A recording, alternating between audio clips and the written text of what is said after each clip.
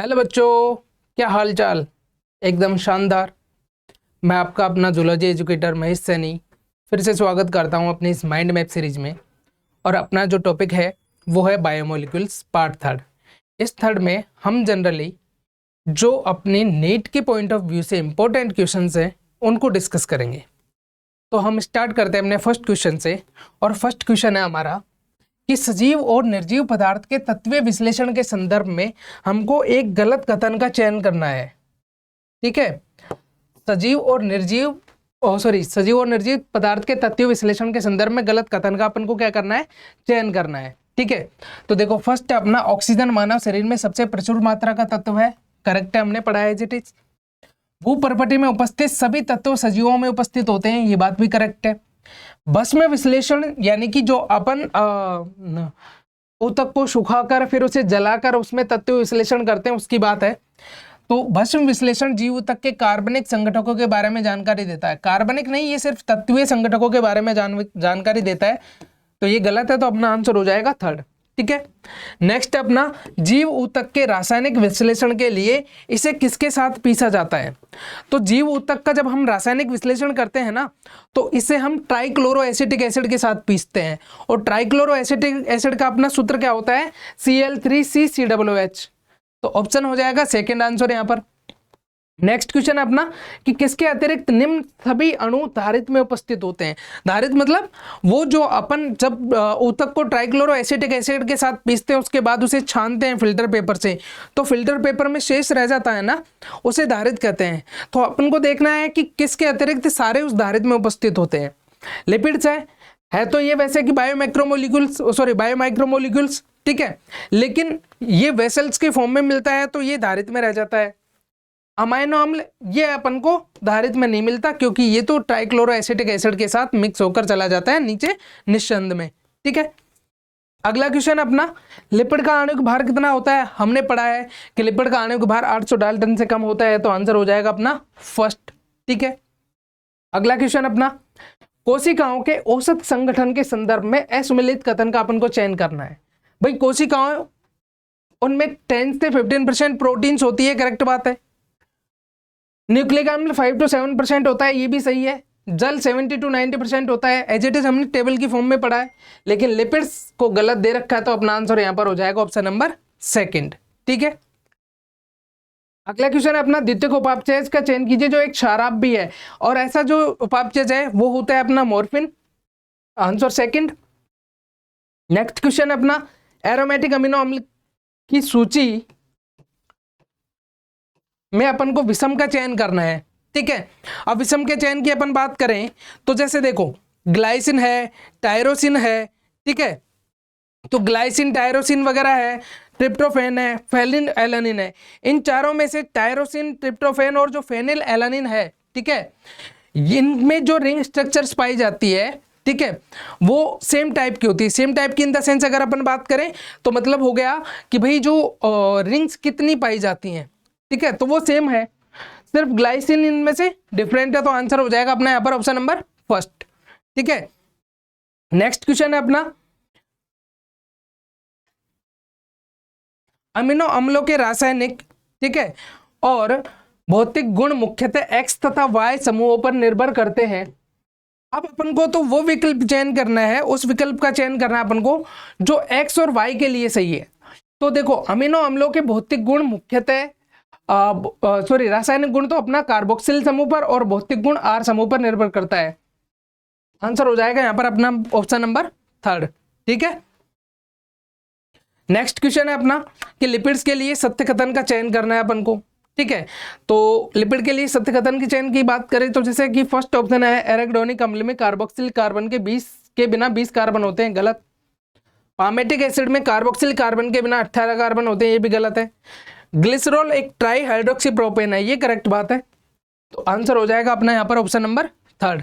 ठीक है, next question है अपना उस अमीनो अम्ल का चयन करना है जिसमें एक अतिरिक्त अमीनो समूह होता है। और मतलब कि अपन को एक ऐसा अमीनो अम्ल चारों में से चयन करना है जिसमें एक अतिरिक्त अमीनो समूह होता है। और हमने पढ़ा है कि भाई अतिरिक्त अमीनो समूह हमें मिलता है लाइसिन में। तो आंसर हो जाएगा अपने यहाँ पर ऑप्शन नंबर थर्ड। ठीक है, नेक्स्ट क्वेश्चन है अपना कि निम्न में से कौन सा अमीनो अम्ल ज्विटर आयन के रूप में पाया जाता है। तो हमने पढ़ा है कि ज्विटर आयन में मतलब कि ऐसा अणु या ऐसी अवस्था जिसमें नेगेटिव चार्ज भी वो रखता हो और पॉजिटिव चार्ज भी रखता हो। तो अगर अपन यहाँ पर बात करें ऑप्शंस में तो अपन को एक ही ऑप्शन ऐसा दिख रहा है, सिर्फ सेकंड, जिसमें पॉजिटिव चार्ज भी है और नेगेटिव चार्ज भी है। तो आंसर हो जाएगा हमारा यहाँ पर सेकंड। अगला क्वेश्चन है अपना, एक न्यूक्लियोटाइड में फॉस्फेट समूह ए से बी बंध द्वारा जुड़ा होता है और रिक्त स्थानों को सही भरने के लिए अपन को उस विकल्प का चयन करना है।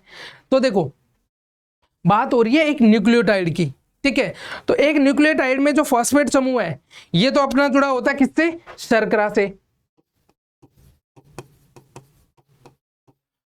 ठीक है। और ये शर्करा ये एस्टर बंधों से जुड़ा रहता है।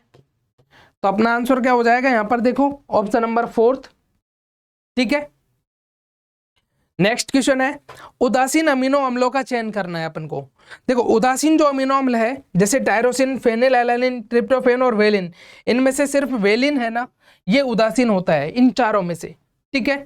तो आंसर हो जाएगा अपना यहाँ पर 4। नेक्स्ट क्वेश्चन की बात करें, संघटक और इन्हें जोड़ने वाले बंधों के संदर्भ में असुमेलित कथन का अपन को चयन करना है, ठीक है। मोनोसैकेराइड्स है, ये ग्लाइकोसिडिक बॉन्ड से जुड़ी होती है, करेक्ट है। न्यूक्लियोटाइड्स ये भी फॉस्फोडाइएस्टर बॉन्ड से जुड़े रहते हैं। ग्लिसरॉल और वसा इनमें ईथर बॉन्ड नहीं होता।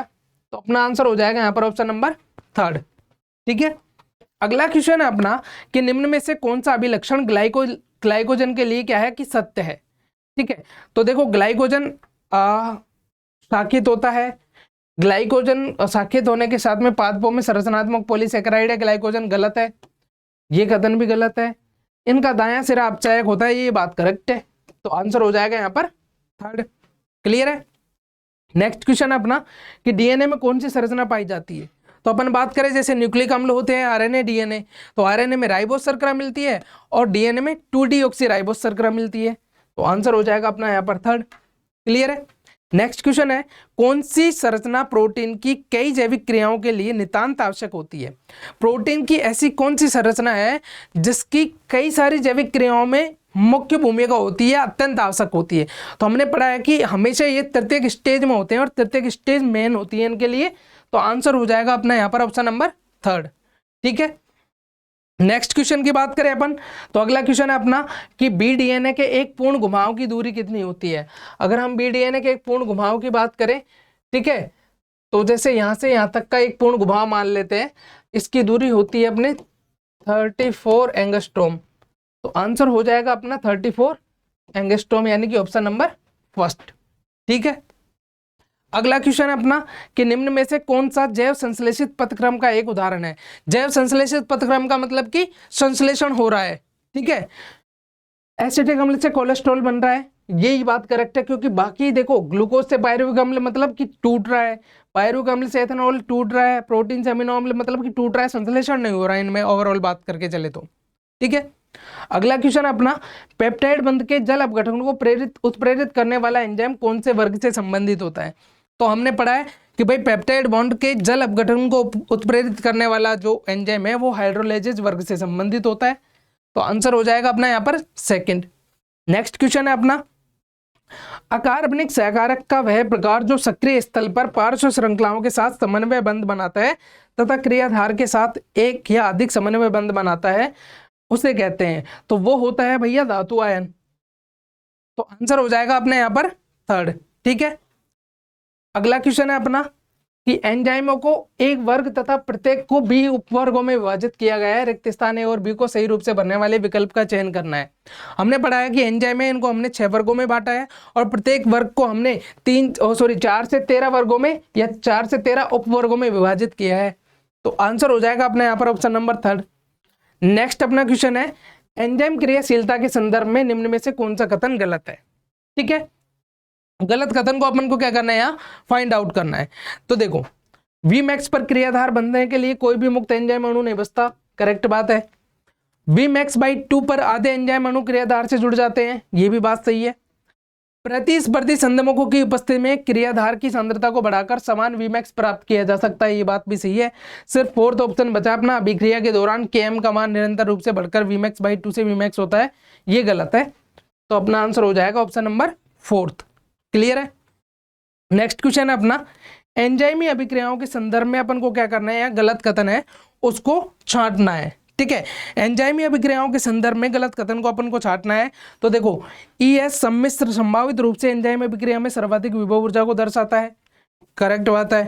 ठीक है, एंजाइमी अभिक्रिया में स्थायी क्रियाधार और उत्पाद के मध्य अनेक परिवर्ती संरचनात्मक अवस्थाएं होती है, जो अपन ने ES कॉम्प्लेक्स पढ़ते हैं, EP एंजाइम जो प्रोडक्ट कॉम्प्लेक्स है वो पढ़ते हैं। सक्रिय स्थल सहित 3 विमीय संरचनाओं युक्त प्रोटीन क्रियाधार को उत्पाद में परिवर्तित कर सकते हैं, ये बात भी सही है। बहुचरणीय जीव रासायनिक अभिक्रिया में 28 सभी चरणों को समान एंजाइम द्वारा उत्प्रेरित किया जा सकता है, ये बात गलत है। तो अपना आंसर हो जाएगा यहाँ पर ऑप्शन नंबर 4th, चूंकि हमें क्या करना था, सिर्फ गलत कथन को यहाँ पर टारगेट करना था या छांटना था। ठीक है, नेक्स्ट क्वेश्चन है अपना कि जीव अवस्था के संदर्भ में निम्न कथनों को पढ़िए तथा सही विकल्प का चयन करना है अपन को। तो देखो जीव अवस्था एक असाम्य अवस्था होती है, ये बात करेक्ट है। जीव कभी भी साम्य अवस्था में नहीं होगा, ठीक है, जिससे कार्य संपन्न होता है। जीव प्रक्रिया एक लगातार प्रयास है जिसमें साम्यावस्था से बचा जा सके, ऑब्वियसली बात है। ठीक है, बिना उपापचय के जीव अवस्था प्राप्त नहीं हो सकती है, बिना उपापचय के जीव अवस्था प्राप्त नहीं हो सकती है। ठीक है, तो ऑब्वियसली बात है कि देखो जीव अवस्था की बात हो रही है, अगर मेटाबॉलिक रिएक्शन से नहीं होंगी हमारी बॉडी में, ठीक है, तो हमारी बॉडी में मतलब कि सिंपल से में बात करें तो जान नहीं होगी। तो सिंपल सी बात है कि अगर हम किसी भी सजीव की बात कर रहे हैं तो उस सजीव में मेटाबॉलिक रिएक्शन चलेंगी, ठीक है, तभी उसको हम सजीव कहेंगे। तो मतलब कि तीनों अपने कथन सही हैं, तो आंसर हो जाएगा इसका अपना option number 4th, A, B व C तीनों ही क्या है, करेक्ट है। ठीक है, नेक्स्ट क्वेश्चन की अगर बात करें तो नेक्स्ट क्वेश्चन है हमारा कि भाई जीव विज्ञानियों ने प्रोटीन संरचना को 4 स्तरों पर वर्णन किया है, और जीव वैज्ञानिकों ने प्रोटीन संरचना का 4 स्तरों पर वर्गीकरण किया है, वर्णन किया है। यदि प्रोटीन लड़ी कुंडलित के रूप में मुड़ी हुई हो तो यह कहलाती है। देखो जब प्रोटीन लड़ी कुंडलित रूप में मुड़ी होगी तो ये कैसे कहलाएगी, कुंडलित की बात हो रही है अपन, जब कुंडलित रूप से मुड़ रही है तो कैसी होगी अपनी यहाँ पर, सॉरी कुंडलित मतलब कि दक्षिणास्त वाली, और इसमें अपने पढ़ा है कि 2 होती हैं, एक तो दक्षिणास्त टाइप में घुमाओ और एक बीटा प्लेटेड शीट। ठीक है, और ये दोनों ही उपस्थित होती है हमारे सेकेंडरी स्टेज में, यानी कि द्वितीयक संरचना में। तो आंसर हो जाएगा हमारे यहाँ पर ऑप्शन नंबर 2। क्लियर है। अब नेक्स्ट क्वेश्चन की बात करते हैं हम कि जैव अणुओं का निम्न में से कौन सा समुच्चय मुख्य रूप से जीवों के लिए ऊर्जा के संचायक की तरह कार्य करता है। मतलब कि सिंपल सी बात ये है कि इनमें से अपन को ऐसा समुच्चय ढूंढना है जिसमें जो जीव है वो अपनी बॉडी में इनकी फॉर्म में फूड को स्टोर करते हैं, ऊर्जा को स्टोर करते हैं। जैसे देखो फर्स्ट ऑप्शन है स्टार्च, पादप भोजन संग्रहण करते हैं, ग्लाइकोजन जंतु करते हैं। तो अपना आंसर हो जाएगा यहाँ पर ऑप्शन नंबर 1। ठीक है, अगले क्वेश्चन की अपन बात करें तो नेक्स्ट क्वेश्चन हमारा कि अमीनो अम्लों को अल्फा अमीनो अम्ल कहते हैं क्योंकि देखो अमीनो अम्लों को अल्फा अमीनो अम्ल इसलिए कहते हैं क्योंकि इनका जो अल्फा कार्बन है उस पर अमीनो और अम्लीय दोनों समूह होते हैं। तो अपना आंसर हो जाएगा यहाँ पर ऑप्शन नंबर 3। ठीक है, नेक्स्ट क्वेश्चन की अपन बात करें तो नेक्स्ट क्वेश्चन है अपना कि भूपर्पटी में उपस्थित निम्न तत्वों को इनके प्रतिशत भार के घटते क्रम के अनुसार सही व्यवस्थित करना है। बात हो रही है यहाँ पर घटते क्रम के अनुसार, याद रखिएगा। ठीक है, तो जैसे देखो घटते क्रम में बात करें सबसे ज्यादा होता है कैल्शियम, फिर सोडियम, फिर सल्फर और फिर अपना हो गया नाइट्रोजन। तो आंसर हो जाएगा यहाँ पर अपना ऑप्शन नंबर 4। ठीक है, नेक्स्ट क्वेश्चन की बात करें कि हाइड्रोक्सी मेथिल युक्त अल्फा अमीनो अम्ल है, तो हाइड्रोक्सी मेथिल युक्त अल्फा अमीनो अम्ल होता है यहाँ पर सीरीन। तो आंसर हो जाएगा यहाँ पर अपना ऑप्शन नंबर 3। नेक्स्ट अपना नीचे दिए गए कथनों को अपन को पढ़ना है कि भाई जीव ऊतक की अल्प मात्रा को तोलकर जो भार प्राप्त होता है उस भार को कहते हैं हम नम भार। जीव ऊतक की अल्प मात्रा को, देखो जीव ऊतक की अल्प मात्रा को तोलकर जो भार प्राप्त होता है नम भार कहते हैं, करेक्ट है। उस जीव ऊतक को शुष्क करने पर संपूर्ण जल वाष्पित हो जाता है तो शेष पदार्थ को भस्म कहते हैं। भस्म नहीं कहते, शेष पदार्थ को तो हम शुष्क भार कहते हैं, जब उसे जलाएंगे तब भस्म मिलेगा हमें।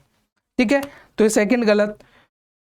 यदि ऊतक को पूर्ण रूप से जलाया जाए तो सभी कार्बनिक यौगिक ऑक्सीकृत होकर निकल जाते हैं तथा शेष पदार्थ को शुष्क भार कहते हैं।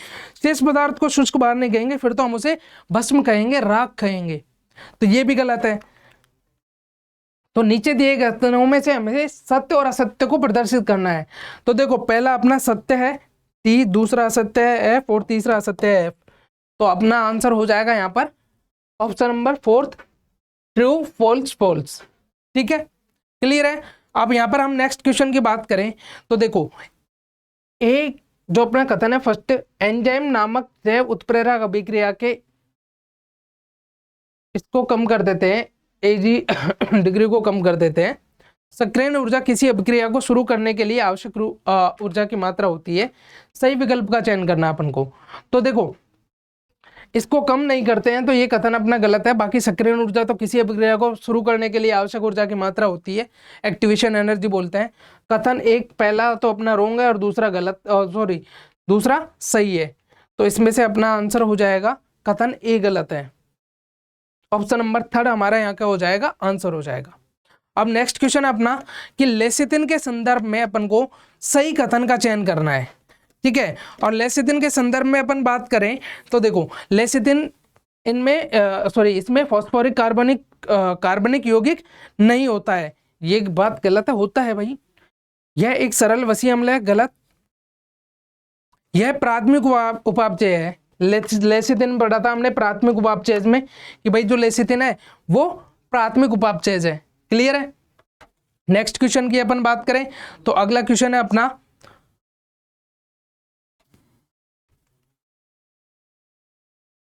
कि निम्न में से गलत मिलान को अपन को क्या करना है, छांटना है। ठीक है, तो देखो फर्स्ट जो ऑप्शन है अपना वो है इंसुलिन प्रोटीन हार्मोन होता है। ठीक है, ट्रिप्सिन प्रोटियोलिटिक एंजाइम होता है, ये भी ठीक है।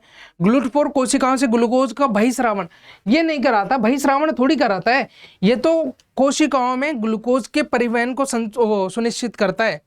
ठीक है, तो यहां पर अपना आंसर हो जाएगा ऑप्शन नंबर 3। अगला क्वेश्चन है अपना संरचनात्मक होमोपॉलीसैकेराइड युक्त रूपांतरित संरचना। तो संरचनात्मक मतलब किसी न किसी ऑर्गेनिज्म की बात करें या किसी न किसी बात करें, हम प्लांट की बात करें तो उसकी बॉडी में वो फॉर्मेशन कर रही है या उसकी बॉडी में किसी न किसी संरचना का फॉर्मेशन कर रही है। और होमोपॉलीसैकेराइड की बात है तो सेल्यूलोज, स्टार्च, ग्लाइकोजन, काइटिन होता है एन एसिटाइल ग्लूकोसामिन का होमोपॉलीसैकेराइड। ठीक है, एन एसिटाइल ग्लूकोसामिन का ये होता है होमोपॉलीसैकेराइड। क्लियर है, तो आंसर हो जाएगा अपने यहाँ पर ऑप्शन नंबर 4। ठीक है, नेक्स्ट बात करें हम अगला क्वेश्चन अपना प्रोटीन की संरचना के संदर्भ में निम्न कथनों को अपन को पढ़ना है। पहला कथन है अपना बायां सिरा एन टर्मिनल पर प्रथम अमीनो अम्ल को प्रदर्शित करता है।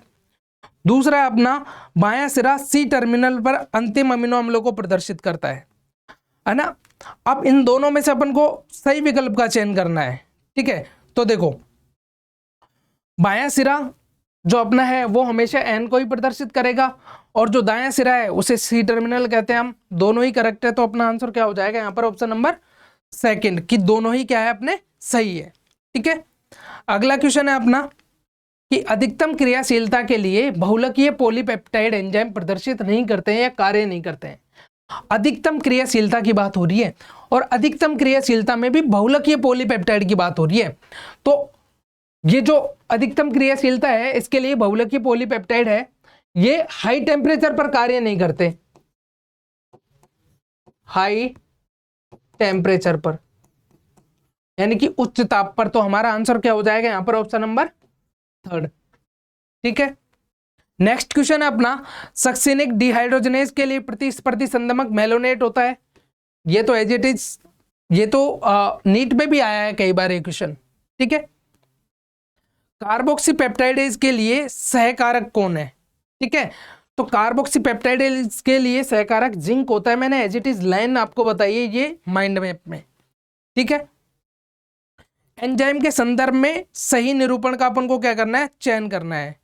Holo enzyme apo enzyme minus सहकारक गलत, apo enzyme holo enzyme plus सहकारक गलत, सहकारक क्या होता है प्रोस्थेटिक समूह प्लस एंजाइम, ये भी रोंग है। होलो एंजाइम बराबर एपो एंजाइम प्लस सहकारक, ये करेक्ट है अपना, तो आंसर हो जाएगा यहाँ पर 4। ठीक है, नेक्स्ट क्वेश्चन है अपना कि सभी सही ढंग से मिलान जोड़े वाले विकल्प का चयन करना है अपन को। मतलब कि ऐसा अपन को विकल्प करना का चयन करना है जिसमें सारे जोड़े क्या हो, सही मैच हो। ठीक है, देखो एल्केलॉइड्स होते हैं अपने मॉर्फिन, कोडिन, ठीक है। वर्णक हो गए अपने कैरोटीन, एंथोसायनिन, और औषधि हो गई विनब्लास्टिन और कुकुरमिन, ठीक है। तो अपना आंसर हो जाएगा यहाँ पर फर्स्ट में थर्ड, सेकंड में फर्स्ट और थर्ड में थर्ड। तो अपना आंसर हो जाएगा यहाँ पर ऑप्शन नंबर सी, ठीक है। क्लियर है यहाँ तक। अगला क्वेश्चन है अपना कि डीएनए अणु में, अब बात कर रहे हैं हम यहाँ पर डीएनए अणु की, कि भाई डीएनए अणु में हमें क्या क्या पाया जाता है। तो देखो डीएनए अणु है, इसमें प्यूरिन न्यूक्लियोटाइड, पायरिडमिन न्यूक्लियोटाइड की कुल मात्रा हमेशा बराबर नहीं होती है, गलत है, बराबर रहती है। तो दो रज्जु के जो 5 to 3 दिशा में समानांतर चलते हैं, समानांतर नहीं भैया प्रति समानांतर होते हैं। थाइमिन के संबंध में एडेनिन का अनुपात भी जीव के साथ बदलता रहता है, थाइमिन के संदर्भ में एडेनिन का नहीं बदलेगा। दो रज्जु हैं जो प्रति समानांतर चलते हैं 5 to 3 दिशा में और दूसरा 3 to 5 दिशा में, ये करेक्ट है अपना। भाई दो रज्जु होते हैं ना इस तरह से, एक का 5 ये है तो दूसरे का 3 होगा, दूसरे का अपना 5 ये है तो ये 3 इसका होगा, नहीं इसका ये जैसे कि ये 5 है, ये 3 है, ये 3 है तो ये 5 है, इस प्रकार से, ठीक है। तो आंसर हो जाएगा अपने यहाँ पर ऑप्शन नंबर 4। अब नेक्स्ट बात करते हैं हम अगले क्वेश्चन की। तो निम्न में से कौन सा कथन सत्य है? एसिटिक अम्ल का कोलेस्ट्रॉल में रूपांतरण एक ऊर्जा उपभोग की प्रक्रिया है, ये करेक्ट बात है। सेकंड है लैक्टिक अम्ल में ग्लूकोज का रूपांतरण एक ऊर्जा उत्सर्जन की प्रक्रिया है, ये भी बात सही है। अमीनो अम्ल से प्रोटीन का निर्माण एक ऊर्जा उपभोग की प्रक्रिया है, ये भी करेक्ट है। मतलब तीनों ही क्वेश्चन सही है, तो आंसर हो जाएगा अपना ऑल ऑफ दीज, यानी कि उपरोक्त सभी है ये सभी, ठीक है। नेक्स्ट क्वेश्चन है अपना डीएनए अणु के प्रति समानांतर रज्जुकों का मतलब है। अब देखो डीएनए अणु में अभी हमने पढ़ा है कि दो रज्जुक होते हैं और दो रज्जुक एक 5 to 3 दिशा में जाएगा तो दूसरा 3 to 5 दिशा में जाएगा, और दोनों एक दूसरे के प्रति समानांतर चलते हैं, ठीक है। तो हो जाएगा दो डीएनए रज्जुकों में फॉस्फेट समूह उनके सिरों पर समान स्थिति साझा करते हैं, गलत। दो डीएनए रज्जुकों की शुरुआत में फॉस्फेट समूह विपरीत स्थिति में होते हैं, तो ये सही है। तो अपना आंसर हो जाएगा ऑप्शन नंबर सेकंड, ठीक है। नेक्स्ट हमको एक डायग्राम दे रखा है और हमको इस डायग्राम में पहचानना है कि ये कौन सी स्ट्रक्चर है, ठीक है। तो ए बात करें अपन, ये ए है, ये बी है। ऑप्शन फर्स्ट ए ट्राइग्लिसराइड है, ऊर्जा का प्रमुख स्रोत है, करेक्ट है। ऑप्शन सेकंड लेसिथिन कोशिका झिल्ली का एक घटक है, ये भी सही है। और अच्छा इसमें से अपन को क्या करना है, नहीं लेसिथिन नहीं है, गलत है, ट्राइग्लिसराइड है तो ये गलत है अपना। और बी है जो अपना एडेनिन है, न्यूक्लियम के साथ न्यूक्लियोटाइड बनाता है, करेक्ट है। तो आंसर हो जाएगा अपना यहाँ पर ऑप्शन नंबर 4, 1 और 3 दोनों, क्लियर है। नेक्स्ट क्वेश्चन की अपन बात करें तो अगला क्वेश्चन है अपना कि सेल्यूलोज के संदर्भ में निम्न सभी कथन सही हैं किसी एक के अतिरिक्त, यानी अपन को एक ऐसा कथन इसमें से क्या करना है, फाइंड आउट करना है जो गलत है सेल्यूलोज के लिए, ठीक है। तो देखो सेल्यूलोज समबहुलक है, करेक्ट है। ये जैवमंडल में सबसे बहुल कार्बनिक अणु है सेल्यूलोज, ठीक है। यह बीटा ग्लूकोज का, ये बीटा है 3 नहीं है, ये बीटा ग्लूकोज का शाखित बहुलक होता है, ये बात करेक्ट है। अच्छा सभी कथन सही हैं, हाँ तो ये गलत है, अपना बीटा ग्लूकोज का नहीं है। तो आंसर हो जाएगा अपना यहाँ पर ऑप्शन नंबर 3, ठीक है। ऑप्शन नंबर 3 अपना यहाँ पर क्या हो जाएगा, आंसर हो जाएगा, करेक्ट है यहाँ तक। नेक्स्ट क्वेश्चन है अपना कि Km माइकेलिस जो स्थिरांक है, ठीक है, एंजाइम का मान क्रियाधार सांद्रता जिस पर अभिक्रिया का वेग क्या होता है। तो देखो अपन बात कर रहे हैं Km की, तो एंजाइम का मान क्रियाधार सांद्रता है जिस पर अभिक्रिया का वेग Vmax का आधा हो जाता है। आंसर हो गया अपना यहाँ पर ऑप्शन नंबर 4, ठीक है। अगला क्वेश्चन है कि निम्न में से कौन सी उपिकाई वयस्क हीमोग्लोबिन में उपस्थित होती है। तो हमने पढ़ा है वयस्क हीमोग्लोबिन में 2 तो होती है अल्फा और 2 होती है बीटा, तो अपना आंसर हो जाएगा यहाँ पर ऑप्शन नंबर 4 कि एक जो वयस्क हीमोग्लोबिन है इसमें तो 2 अल्फा और 2 बीटा उपिकाइयां होती है, ठीक है। नेक्स्ट बात करें अब इसमें अमीनो अम्ल है, भाई अमीनो अम्ल क्या है उसकी बात करते हैं हम। तो जो अमीनो अम्ल है ये होते हैं प्रतिस्थापी मीथेन, तो आंसर हो जाएगा यहां पर अपना ऑप्शन नंबर फर्स्ट। क्लियर है। नेक्स्ट क्वेश्चन है अपना कि वसा अम्ल अघुलनशील भाग में उपस्थित पाए गए क्योंकि वसीय अम्ल अघुलनशील भाग में क्यों उपस्थित पाए गए। तो देखो यह विघटन पर पुटिकाओं का निर्माण करता है। ऑब्वियसली बात है, जब अपन सेल मेम्ब्रेन टूटती है तो पुटिकाएं बनती है, पुटिकाएं जल में अघुलनशील होती है, करेक्ट बात है। पुटिकाएं प्रकृति में जल विरोधी होती है, ये बात भी सही है, वसा है तो जल विरोधी है, मतलब कि तीनों ऑप्शन सही है, तो आंसर हो जाएगा अपना यहाँ पर ऑप्शन नंबर फोर्थ, ये सभी। नेक्स्ट है अपना कि निम्न में से कौन सा कथन सत्य है। ठीक है, अब अपन को इनमें से सत्य कथन को पहचानना है। तो देखो अकार्बनिक उत्प्रेरक उच्च तापमान और उच्च दाब पर कुशलता से कार्य करते हैं, ये बात भी सही है। सामान्यतः एंजाइम उच्च तापमान पर क्षतिग्रस्त हो जाते हैं, ऑब्वियसली बात है, हाई टेम्परेचर पर विकृत हो जाते हैं। ताप स्थायी एंजाइम उच्च तापमान पर अपनी उत्प्रेरक शक्ति बनाए रखते हैं। हाँ, जो हम देखते हैं ना कि उच्च तापमान पर पाए जाने वाले जो जीव है 80 से 90 डिग्री सेल्सियस टेम्परेचर पर मिलते हैं, उनमें पाए जाने वाले एंजाइम्स। तो तीनों ऑप्शन सही है, तो आंसर हो जाएगा अपना ऑप्शन नंबर फोर्थ, ये सभी। नेक्स्ट क्वेश्चन है अपना, ये जो डायग्राम है इस डायग्राम को अपन को पहचानना है और आंसर देना है। तो ये जो डायग्राम है ये है अपना यूरेसिल का, तो अपना आंसर हो जाएगा यहां पर option number fourth, option number B, uracil. ठीक है, नेक्स्ट क्वेश्चन की बात करते हैं अब, और अगला क्वेश्चन है अपना कि निम्न में से कौन सा कथन गलत है। अपन को गलत कथन को क्या करना है, यहाँ पर फाइंड आउट करना है। ठीक है, तो देखो क्रियाधार एंजाइम के सक्रिय स्थल से जुड़ता है, ऑब्वियसली बात है, जब ये आगे रिएक्शन चलेगी। क्रियाधार का बंधन एंजाइम को उसके आकार को बदलने के लिए प्रेरित करता है, ऑब्वियसली बात है। एंजाइम के सक्रिय स्थल पर जब यह क्रियाधार की निकटता में होता है तो यह क्रियाधार के रासायनिक बंधों को तोड़ देता है, ये बात भी सही है। तो मतलब कि तीनों ही अपने ऑप्शन सही है, तो इनमें से कोई नहीं, यानी कि फोर्थ ऑप्शन अपना आंसर हो जाएगा।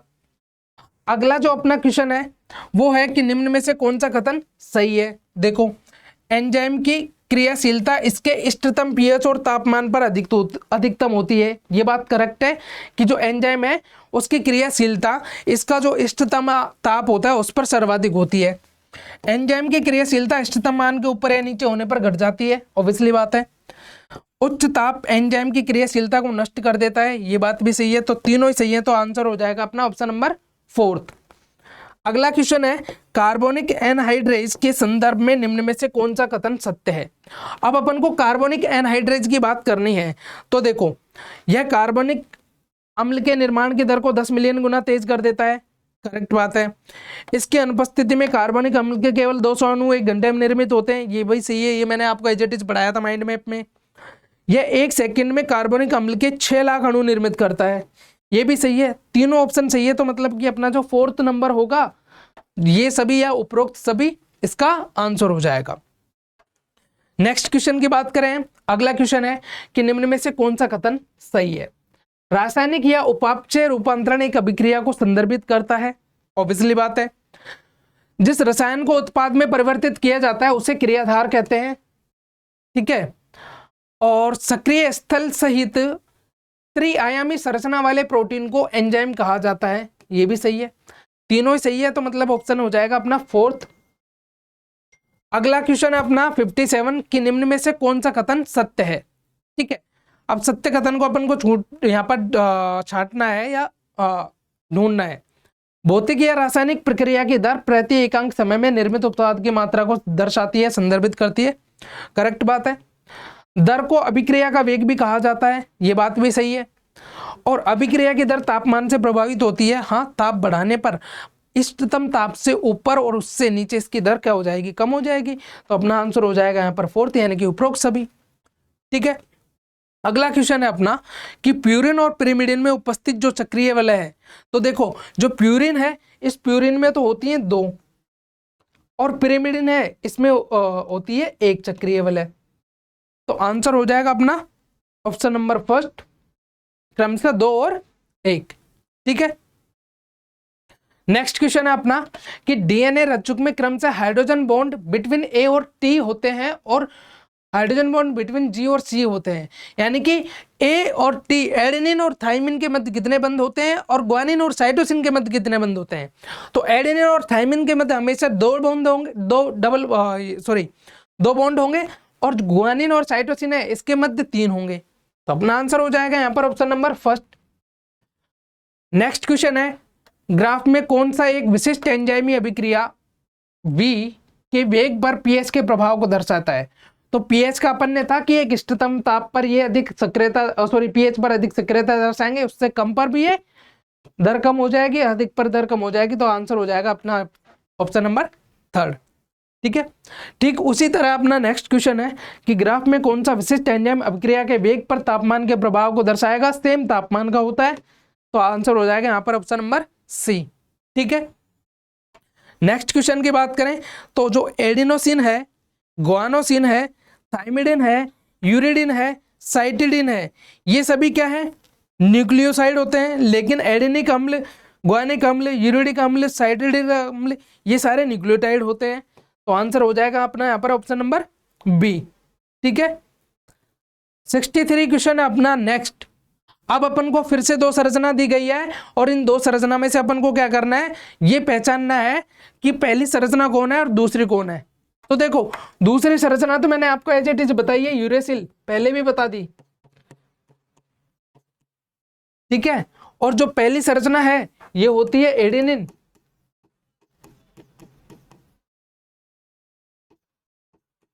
एडेनिन, तो आंसर हो जाएगा अपना यहां पर ऑप्शन नंबर सी। अरे क्लियर है। अब बात करते हैं हम नेक्स्ट क्वेश्चन की, और नेक्स्ट क्वेश्चन है अपना 64। इनमें से कौन सा सही है, मतलब जो ऑप्शन सही है उसको अपन को क्या करना है, फाइंड आउट करना है। एडेनिन पिरिमिडिन होता है, यूरेसिल प्यूरिन होता है, गलत। एडेनिन प्यूरिन, यूरेसिल प्यूरिन, गलत। एडेनिन एडेनिलिक अम्ल, यूरेसिल यूरिडिलिक अम्ल, ये भी गलत है। एडेनिन प्यूरिन होता है जबकि यूरेसिल पिरिमिडिन होता है, ये बात करेक्ट है। तो आंसर हो जाएगा अपने यहाँ पर ऑप्शन नंबर 4। नेक्स्ट क्वेश्चन है अपना, निम्न में से कौन सा कथन गलत है। Nucleotide minus nucleoside is equal to phosphate. ठीक है, ठीक है। Nucleoside plus phosphate is equal to nucleotide, ये भी ठीक है। Nucleoside minus nucleotide is equal to phosphate, ये गलत है। तो अपना आंसर क्या हो जाएगा यहाँ पर ऑप्शन नंबर 3। ठीक है, नेक्स्ट क्वेश्चन है अपना, प्रोटीन की चतुष्क संरचना किसके द्वारा बनाई जाती है। तो प्रोटीन की जो चतुष्क संरचना है उसको तो हम बनाते हैं तृतीयक संरचना के बाद ही बनती है चतुष्क संरचना। तो आप आंसर हो जाएगा अपना यहाँ पर ऑप्शन नंबर सी। ठीक है, नेक्स्ट क्वेश्चन है अपना कि एक समूह यानी हाइड्रोजन के अतिरिक्त के स्थानांतरण को उत्प्रेरित करता है। बी है अपना द्विबंध छोड़ने वाले जल अपघटन के अलावा अन्य तंत्र द्वारा क्रियाधार के समूह के निष्कासन को उत्प्रेरित करता है। और सी है अपना यहाँ पर कि उपरोक्त एक अणु में ऊर्जा का उपयोग करके 2 अणु के संयोजन को उत्प्रेरित करता है। ठीक है, तो देखो, एक समूह जो हस्तांतरण को उत्प्रेरित करता है, मतलब कट करने का काम, हस्तांतरण को उत्प्रेरित करना हो गया ये लाइगेज का काम। हस्तांतरण हो रहा है ना, ट्रांसफर हो रहा है, तो ट्रांसफरेज। द्विबंध छोड़ने वाले जल अपघटन के अलावा अन्य तंत्र द्वारा निष्कासन करने का काम लाइगेज का होता है, काटता है। और एक अणु में ऊर्जा का उपयोग करके 2 अणुओं के संयोजन को उत्प्रेरित करना लाइगेज का काम हो गया, जोड़ने का। तो अपना आंसर क्या हो जाएगा, देखो यहाँ पर फर्स्ट में ट्रांसफरेज, सेकंड में लाइगेज और थर्ड में लाइगेज। तो आंसर हो जाएगा यहाँ पर अपना ऑप्शन नंबर बी। ठीक है, अब चलते हैं हम अगले क्वेश्चन की ओर। और अगला क्वेश्चन अपना, निम्न में से कौन सा सही है, मतलब अपन को करेक्ट इनमें से क्या करना है, ढूंढना है। एंजाइम सबस्ट्रेस कॉम्प्लेक्स जटिल गठन एक क्षणिक घटना है, मतलब अल्प थोड़े समय के लिए बनने वाली संरचना है, सही है। क्रियाधार की संरचना उत्पाद की संरचना में रूपांतरित हो जाती है, ऑब्वियसली बात है, क्रियाधार बाद में उत्पाद में परिवर्तित हो जाता है। क्रियाधार और उत्पाद के मध्य घटित सभी संरचनाओं को मध्यवर्ती संरचना कहते हैं, ये भी सही है। तो आंसर हो जाएगा अपना ऑप्शन नंबर 4। ठीक है, अगला क्वेश्चन है अपना, सभी सजीव प्राणी कभी भी प्राप्त नहीं करते। तो देखो, फर्स्ट है संतुलन अवस्था, या हम कह सकते हैं साम्यावस्था। सजीव प्राणी कभी भी साम्यावस्था को प्राप्त नहीं कर सकता। अगर वो साम्यावस्था प्राप्त कर लेगा मतलब कि उसके अंदर कोई भी उपापचयी रिएक्शन नहीं चलेंगी, और कोई भी उपापचयी रिएक्शन नहीं चलेंगी तो वो डेड हो जाएगा, मर जाएगा। और अपना लास्ट क्वेश्चन है आज का कि सही जोड़ी या सही जो युग्म है उसका अपन को क्या करना है, पता लगाना है। अपचय मतलब निम्नीकरण होता है, रिड्यूसिंग, सही है। उपचय मतलब जैव संश्लेषण होता है जिसमें पदार्थों का निर्माण होता है, इसमें पदार्थ टूटते हैं। निम्नीकरण प्लस जैव संश्लेषण दोनों को बोलते हैं उपापचय, ये भी सही है। तो मतलब तीनों ही सही है, तो अपना आंसर हो जाएगा यहाँ पर 4th। ठीक है, तो ये तो थे अपने बायोमोलिक्यूल चैप्टर के कुछ क्वेश्चंस जो नीट के पॉइंट ऑफ व्यू से हम कह सकते हैं इंपॉर्टेंट है। ठीक है, तो आज वाला जो लेक्चर है उसे हम खत्म करते हैं यहीं। मिलते हैं फिर हम हमारी नेक्स्ट क्लास में नए लेक्चर के माइंड मैप के साथ। Okay, bye.